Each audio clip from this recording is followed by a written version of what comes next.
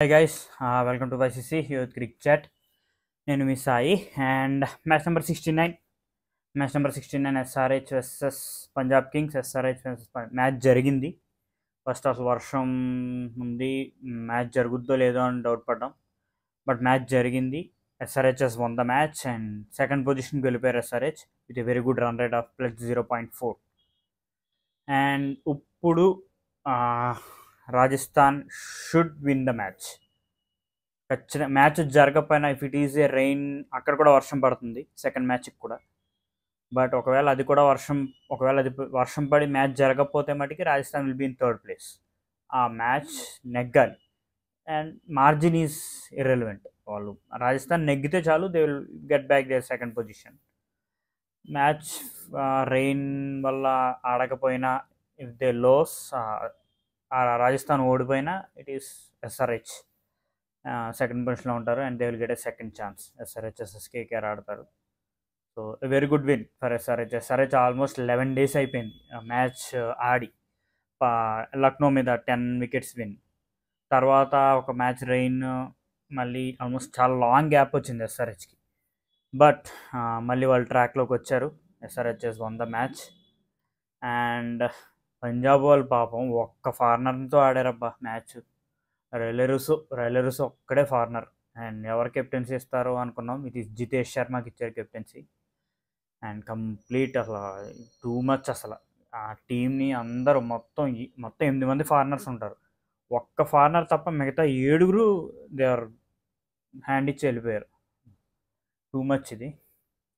And very good win for SRH. And Punjab batted first and they got a very good score of 214. వాళ్ళు చాలా బాగా start చేశారు. Atharva Taide and Prabhsimran Singh superb start వాళ్ళకి. 9th over దాకా వాళ్ళకి అసలు వికెటే పడలే. 9th overకి they are 97 for 0.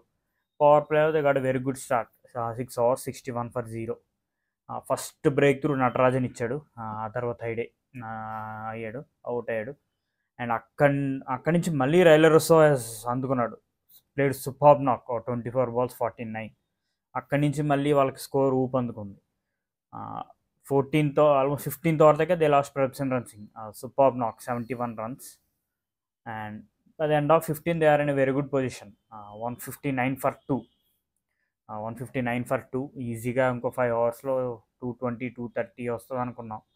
But last 5 oversలో SRH pull the things back. Last 5 oversలో they consider just 55 runs and pick 3 wickets. 214 దగ్గర ఆపారు. బట్ నాకు ఎందుకో ప్యాట్ కమిన్స్ ఒక బౌలర్ని తక్కువతో వెళ్ళాడేమో అనిపించింది. నితీష్ రెడ్డి చేత 3 overs వేయించాడు. అది కొంచెం రిస్కీ డెఫినెట్గా. 12th over నితీష్ రెడ్డిని 20 runs కొట్టారు. అండ్ తర్వాత ఓవర్ కూడా గట్టిగానే కొట్టారు. ఒక run out, super run out from Nitish Reddy. అది శశాంక్ సింగ్ ఉంటే ఇంకా ఎక్కువ స్కోర్ వచ్చి ఉండేది. మళ్ళీ లాస్ట్ ఓవర్ అగైన్ నితీష్ రెడ్డికి ఇచ్చాడు ప్యాట్ కమిన్స్. అక్కడ మళ్ళీ 19 runs కొట్టారు. సో ఇది కొంచెం రిస్కీ. మీ 5th bowlerగా you are using Shahbaz Ahmed and Nitish Reddy. Shahbaz అహ్మద్కి మళ్ళీ మీరు ఈ గేవ్ జస్ట్ 1 over 13 runs కొట్టారు. సో ఇది కొంచెం రిస్కీ స్ట్రాటజీ. చూడాలి మరి ముందు ఏం చేస్తాడు ప్యాట్. సో 215తో దిగారు వాళ్ళు. Target first ball Travis head out. నేను అనుకుంటున్నా ట్రావిస్ హెడ్ కనుక ఫెయిల్ అయితే వీళ్ళు ఎలా చేజ్ని ముందుకు తీసుకెళ్తారు అని అనిపించింది నాకు. First ball Travis head clean bowled Harshdeep. And అక్కడి నుంచి it is Rahul Tripathi and Abhishek Sharma who took the charge. Power play అయ్యేసరికి 84 for 2 అబ్బా. వాళ్ళు సూపర్గా స్టార్ట్ చేసి ఫస్ట్ రాహుల్ త్రిపాఠి స్టార్ట్ చేశాడు. అభిషేక్ శర్మ కన్నా ముందు రాహుల్ త్రిపాఠి ప్లేడ్ వెల్. మంచి 6 కొట్టాడు, 2 4 కొట్టాడు. అండ్ అక్కడి నుంచి అగైన్ అభిషేక్ శర్మ తన పాత ఫామ్ ఏం కాదు, కొంచెం గ్యాప్ వచ్చింది అభిషేక్. సో సూపర్బ్ నాక్ ఫ్రమ్ అభిషేక్ శర్మ. 20 balls 50 కొట్టాడు అండ్ 28 balls 66. బ్రిలియంట్ నాక్ అని చెప్పారు. అండ్ అక్కడ రాహుల్ త్రిపాఠి అయిపోయాడు 5th over దగ్గర. పవర్ ప్లేలోనే they are done most of the damage. 84 for 2 అంటే. అండ్ అక్కడి నుంచి నితీష్ రెడ్డి కూడా బ్రిలియంట్ నాక్ అబ్బా. నితీష్ రెడ్డి దగ్గర నుంచి నితీష్ రెడ్డి నిజంగా చాలా మంచి ప్లేయర్గా ఎదుగుతున్నాడు. ఒక తెలుగు ప్లేయర్ ఎస్ఆర్హెచ్లో అలా ఆడడం అనేది చూడడానికి is really good. Well played Nitish Reddy. 25 balls 37, 3 6లు కొట్టాడు. So brilliant knock. అండ్ అక్కడ నుంచి 15 ఓవర్స్కి SRH was in very good position, 182 for 4, almost 100 runs కొట్టారు ఆ 9 ఓవర్స్లో. సో లాస్ట్ 5 ఓవర్స్లో దే నీడ్ చేస్తే ఆల్మోస్ట్ 50 runs. ఇక్కడ 18 15 45 runs ఎంతో కావాలి. అక్కడ కొంచెం తడబడ్డారు ఎస్ఆర్హెచ్. ఈ 18th ఓవర్లోనూ 17th ఓవర్లోనూ కంప్లీట్ చేసేస్తారు అనుకున్నాను, కానీ ఇట్ టుక్ 19.5. వరుసగా వికెట్లు పడ్డాయి, 6 వికెట్లు పడ్డాయి. అండ్ నితీష్ రెడ్డి అయిపోయాడు, క్లాసన్ అయిపోయాడు, షాబాజ్ అహ్మద్ అయిపోయాడు. కొంచెం క్లాసన్ నిలబడి ఫినిష్ చేసి ఉండాల్సింది. 19th ఓవర్లో క్లాసన్ అయిపోయాడు, బట్ అప్పటికే it is just formality. But very good finish. చేస్తూ ఎస్ఆర్హెచ్ నెగ్గడం అనేది చాలా important. Without the contribution of head, of course Abhishek Sharma contribute చేశాడు ఇక్కడ. So very good win for SRH. వాళ్ళ if they are in top 2 definitely they are lucky, because కేకేఆర్తో ఆడతారు. ఓడిపోయినా they need not to worry, ఇంకో ఛాన్స్ వస్తుంది, they can go to final. Play ఆఫ్స్కి ముందు ఇంత లాంగ్ గ్యాప్ తర్వాత it's a very good win for their confidence particularly. And Punjab bowling పాపం అందరూ ఇండియన్ బౌలర్సే చేత కొట్టిపెట్టారు అందరినీ. హర్షదీప్ ఒక్కడే 37 for 2, Harshal Patel 49 for 2. Purple cap ఇంకా హర్షల్ పటేల్ దగ్గర ఉంది. అండ్ మిగతా వాళ్ళందరినీ గట్టిగా కొట్టారు. Rishi Dhawan 3 overs 35, Rahul Chahar 4 overs 43, Harpreet Brar 3 overs 36.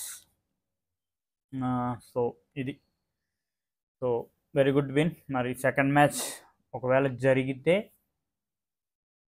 RR ఒకవేళ ఓడిపోతే ఇట్ ఈస్ ఎస్ఆర్హెచ్కి సెకండ్ పొజిషన్ అనేది కన్ఫర్మ్ అవుద్ది.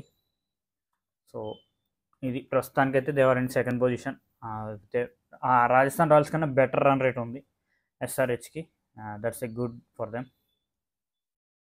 And that's it. మధ్యలో కొంచెం రెయిన్ డిస్టర్బ్ చేసింది, బట్ అప్పటికే 10th ఓవర్ దగ్గర ఎక్కడో చిన్న డ్రిజిల్ వచ్చింది, కానీ అప్పటికే SRH score was way ahead. Duckworth లూయిస్కి 130 128 ఉంది అప్పటికి. Duckworth Lewis just 92 93. So SRH కంప్లీట్గా డామినేట్ చేశారు. చివరిలో కొంచెం తడబడ్డారనిపించింది, but that's okay. It's a good chance for SRH to win the title. Almost 2016లో అనుకుంటా దే వన్ ద టైటిల్. మళ్ళీ ఇప్పుడు ఆల్మోస్ట్ ఆఫ్టర్ 8 years మళ్ళీ వాళ్ళకి ఆ ఛాన్స్ వచ్చేలా ఉంది.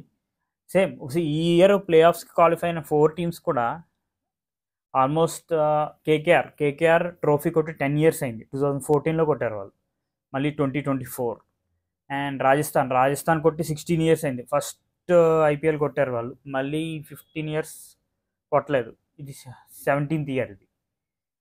సో వాళ్ళు కూడా క్వాలిఫై అయ్యారు. సేమ్ ఎస్ఆర్హెచ్ కూడా ఆల్మోస్ట్ 8 years అయిపోయింది ఆ ట్రోఫీ కొట్టి. ఆర్సీబీ గురించి చెప్పేదే ఉంది, మనకు అసలు ట్రోఫీయే లేదు.